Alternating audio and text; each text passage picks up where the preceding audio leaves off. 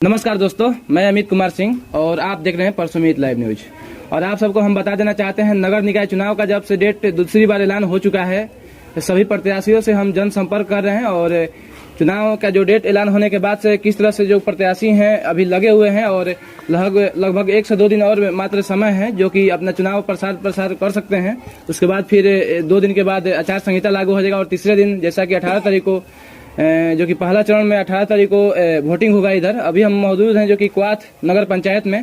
पहले भी आप लोगों को दिखाए हुए थे यहाँ पर क्वाथ नगर पंचायत में कि किस तरह से लोग जितने प्रत्याशी हैं उनका कैंपेन चल रहा है लोगों के प्रति और किस तरह से गांव-गांव में घूम रहे हैं।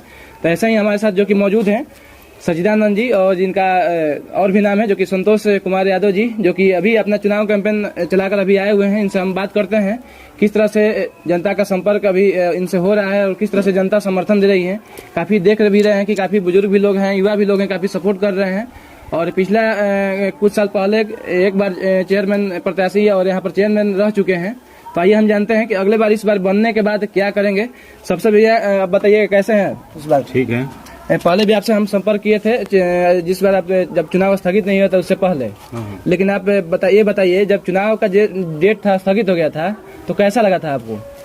जब चुनाव का डेट स्थगित हुआ था उस समय तो बहुत थोड़ा सा यही लगा कि नहीं, हम लोग इतना मेहनत किया और वो मेहनत के बदौलत तो मैंने चुनाव स्थगित होने का थोड़ा सा दुख तो हरास तो हुआ। लेकिन पुनः हम लोग जब डेट आया कि फिर से चुनाव पुनः कराई जाएगी तो फिर उसी उत्साह के साथ हम लोग लग गए चुनाव। अच्छा, एक बात बताइएगा, बहुत सारे देखे हैं कि प्रत्याशी लोग चुनाव का जो डेट स्थगित होने के बाद बैठे हुए थे, क्या उस समय आप जनसंपर्क में? नहीं, हम लोग जनसंपर्क में शुरू से ही हैं। हम लोग अपने जो भी हमारे नगर पंचायत के अंतर्गत जो क्षेत्र आती है हम लोग शुरू से ही जनसंपर्क में लगे हुए हैं। हम लोग किसी भी मैंने ऐसा नहीं रहा कि जहाँ संपर्क में नहीं गए हो, बराबर हम लोग चलते रहे, जनता से मिलते रहे। इसलिए कि अब की बार जो चुनाव हो रहा है वो वार्डों के बदौलत नहीं हो रहे कि मैं जैसे कि वार्ड जो चयनित होंगे वो मेयर या मुख्य पार्षद का चुनाव करेंगे, ऐसी बात नहीं था। अब ये तो जो डायरेक्ट हो गया है तो इसमें जनता ही सर्वोपरि है। इसलिए हम लोग हमेशा जनता से संबंध स्थापित किए रह गए। जनता के द्वार पर पहुंचना पड़ रहा है इस बार ना? हाँ, जनता के द्वार तो पहुंचना है। अच्छा, एक बार आप पहले भी मतलब चुनाव जीत चुके थे और वार्ड लोग समर्थन दिए थे आपको। जी जी। क्या अंतर दिख रहा है इस बार जो है? और इस बार तो जनता के द्वार पर पहुंचना पड़ रहा है।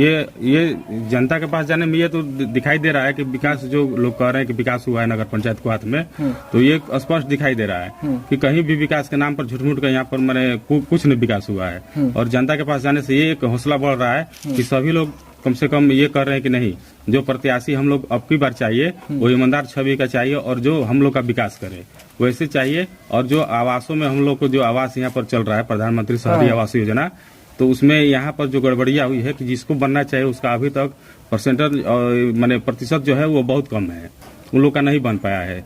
तो ऐसे लोगों का हम लोग उनके पास जा रहे हैं, उनको आश्वासन दे रहे हैं कि अगर हम लोग की यहाँ पर बनते हैं, हम लोग अध्यक्ष या मुख्य पार्षद बनते हैं तो पहली प्राथमिकता उसी लोग की होगी जिसको सरकार जो निर्धारण किया है कि मैंने गरीब लोगों को आवास देना है, वैसे लोगों की सूची बनाकर पहले उन्हीं लोग को आवास दिया जाएगा। ये बहुत सारे हमने देखा भी है कि बहुत सारे जो गांव भी इसमें नगर पंचायत जो है क्वाथ नगर पंचायत इसमें जुड़ा हुआ है, छोटा छोटा गाँव है। आप बताइए कि आपका सिंबल क्या है और क्रम संख्या क्या है? सिंबल मेरा है कबूतर छाप और क्रम संख्या है 8 पर हम लोग का है। तो मैं अपील करूंगा यही लोगों से कि ज्यादा से ज्यादा आप 8 नंबर पर कबूतर छाप पर आप अपना मतदान करें और मेरा उत्साह बढ़ाए ताकि मैं खुलकर आपके साथ रहूं और आपका विकास कर पाऊं। यहाँ पर एक बार मुझको मौका मिलना चाहिए और मेरा काम और मेरा विकास बताएगा कि मैंने 5 साल में क्या किया है। फिर आपके पास आऊंगा, अगर मैंने आपको लगा कि अच्छा काम किया है तो मुझको पुनः जो करना हो आपके फैसला होगा और जनता के फैसला सर्वोपरि होगी। अगर मैं काम नहीं करूंगा तो आपके पास आने का कोई मेरा अधिकार नहीं बनता है। और मेरा यही हमेशा रहा है, मैं पिछले बार भी बना था तो मैं चाह रहा था कि विकास का काम मैं करूं और मैं उस समय भी विकास का काम किया। यहाँ हॉस्पिटल बना मेरे ही रीजन में, जबकि यहाँ के हॉस्पिटल का पैसा कई बार रिटर्न हो चुका था। अच्छा, आपके रीजन में मतलब यहाँ पर हॉस्पिटल का मतलब ये हुआ बना? हाँ, मेरे ही रीजन में 2012 में जब हम लोग यहाँ के अध्यक्ष बने थे तो उस समय 2013 या 14 में यहाँ पर हॉस्पिटल का हम लोग निर्माण। अच्छा, आपके रीजन में हॉस्पिटल बना था, लेकिन अभी हम देख रहे हैं कि कुछ यहाँ पर डॉक्टर लोगों का कमी है हॉस्पिटल नहीं, कोई व्यवस्था भी नहीं हो पाई है। यहाँ पर हॉस्पिटल तो बना है लेकिन हॉस्पिटल के नाम पर सप्ताह में मात्र 1 या 2 दिन यहाँ डॉक्टर बैठते हैं, बाकी दिन हॉस्पिटल समझिए कि बंद ही रहता है। और मैंने कई बार प्रयास किया कि यहाँ के जो मैंने नेतृत्व करने वाले लोग हैं उनसे भी मैंने संपर्क किया कि कम से कम यहाँ गरीबों के लिए जो अस्पताल बना है वो सुचारू रूप से चालू हो, 24 घंटा उसमें सेवाएं उपलब्ध रहे। लेकिन अभी तक ऐसा कोई नहीं किया। जब मैं बनूंगा तो यहाँ का पहली प्राथमिकता होगी कि उस हॉस्पिटल को सुचारू रूप से 24 घंटा सेवा वो मैंने उसमें प्रदान हो। मतलब सरकारी अस्पताल है, सरकारी अस्पताल आपको बता देना चाहते हैं कि जो गरीब लोग हैं वहीं लाभ उठा पाते हैं, अधिक लोग अधिक मतलब पहुंचते हैं सरकारी अस्पताल में, ताकि जो मुफ्त में उनका मतलब जांच हो जाए ना। हाँ जी, वो वहाँ पर पहुँचेंगे तो कम से कम मान लीजिए गरीब आदमी के लिए है सरकारी अस्पताल। यहाँ तो कोई ऐसा व्यवस्था नहीं है, यहाँ से हम लोग 6 किलोमीटर मजबूर होते हैं दूर जाने के लिए। हमारे प्रखंड दावत में सरकारी अस्पताल, वहाँ लोग, यहाँ के लोग वहाँ जाते हैं, डिलीवरी हो या कोई इमरजेंसी केस होती है तो वहाँ पर जाते हैं। यहाँ बन जाने से एक फायदा होगा, यहाँ डॉक्टर अगर बैठेंगे तो ये पूरा नगर पंचायत जो क्षेत्र है, तो यहाँ पर नगर पंचायत और कुछ ऐसी पंचायतें जहाँ प्राथमिक सेवा उपलब्ध नहीं है, तो उस पंचायत क्षेत्र के भी लोग यहाँ पर आते हैं इस अस्पताल में, तो उनको सेवाएं मिलेगी, उनको यहाँ पर उपलब्ध सेवा रहेगा तो उनको भी लाभ मिलेगा। अच्छा, शिक्षा के क्षेत्र में क्या योगदान रहेगा अगर आप जीत कर आते हैं तो? शिक्षा के लिए हम लोग सोचे हैं कि यहाँ पर जो भी नगर पंचायत में क्षेत्र है, अभी तक कोई व्यवस्था ऐसी नहीं है कि बच्चों को पढ़ाई की, गरीब बच्चे हैं जो जिनमें प्रतिभा है, टैलेंट है, उसके लिए कोई यहाँ पे व्यवस्था नहीं होती और उनको मैंने मजबूरी है, उनके पिता माता जो हैं वो मजदूरी करते हैं, उनको सही किताबें और सही शिक्षा नहीं दे पाते हैं। मेरी प्राथमिकता रहेगी कि यहाँ एक हम लोग लाइब्रेरी की व्यवस्था करेंगे, सरकार से हम लोग चलेंगे, मांग करेंगे, बातें होगी, और एक लाइब्रेरी की मेरी प्राथमिकता है कि यहाँ एक लाइब्रेरी हो और उस शिक्षा की यहाँ पर सारी पुस्तकें उपलब्ध हो ताकि बच्चों को अच्छी शिक्षा मिल सके। ये सही बोल रहे हैं, आज के समय में लाइब्रेरी जरूरी है, ताकि जो लाइब्रेरी एक ऐसा स्थान होता है जहाँ की बच्चे वहाँ पर आते हैं, पढ़ते हैं और ऐसा माहौल क्रिएट होता है ताकि जो बच्चे का जो एजुकेशन है सही तरीके से आगे बढ़ पाए।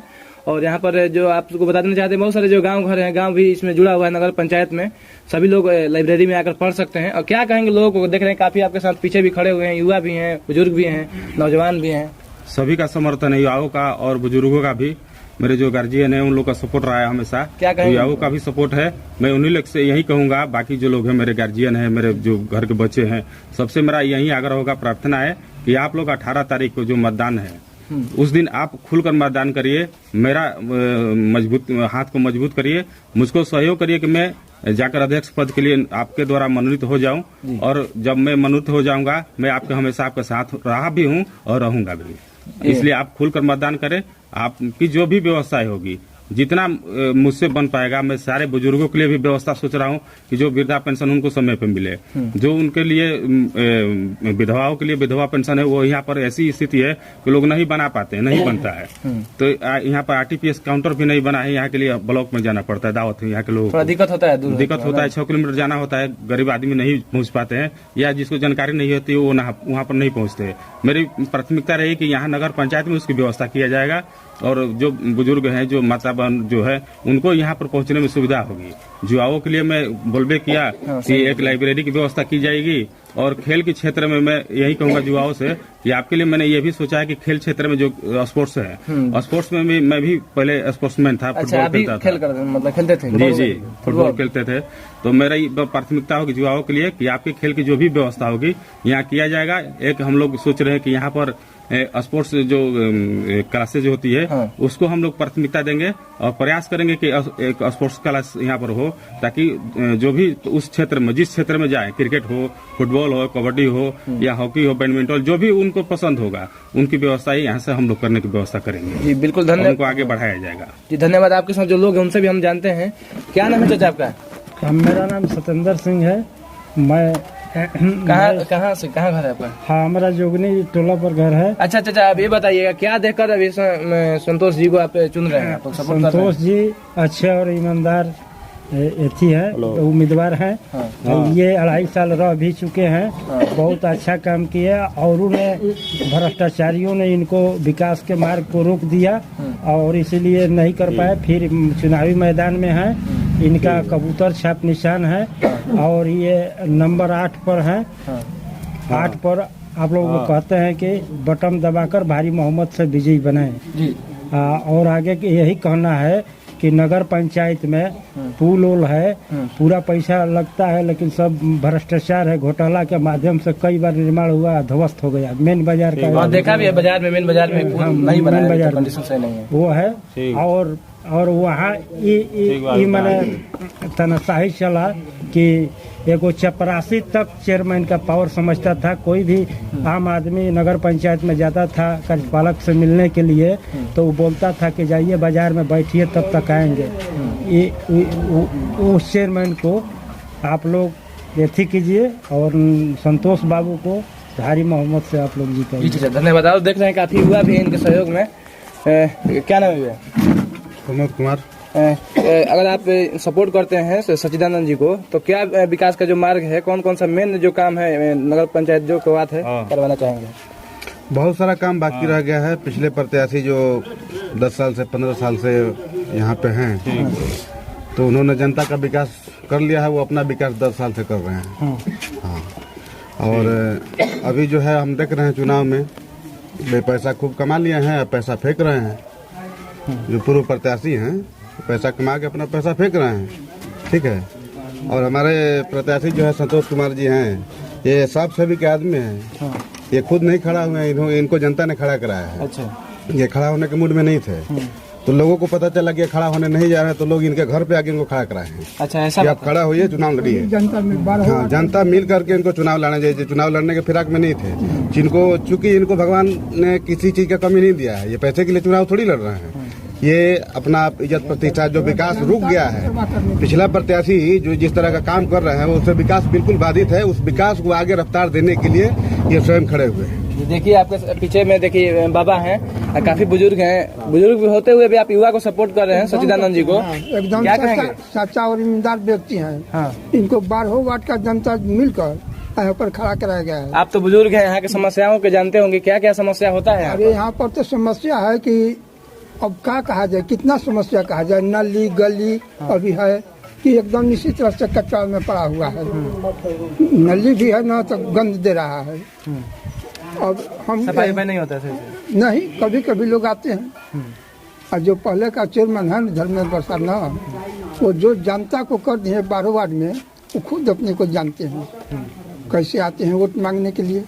जी बिल्कुल, और भी जानते हैं। क्या नाम है भैया? देख रहे हैं काफी अभी हंस रहे हैं, इधर बोलिए। देखिए पीछे, क्या नाम है आपका? मेरा नाम सत्यनारायण कुमार सिंह है। कौन कौन सा मुद्दा होगा इस बार क्वाथ नगर? मुद्दा देखिए, क्वाथ नगर पंचायत में लोग तो जीत जाते हैं। हाँ, लेकिन जीतने के बाद 15 साल 20 साल तक शासन करते हैं।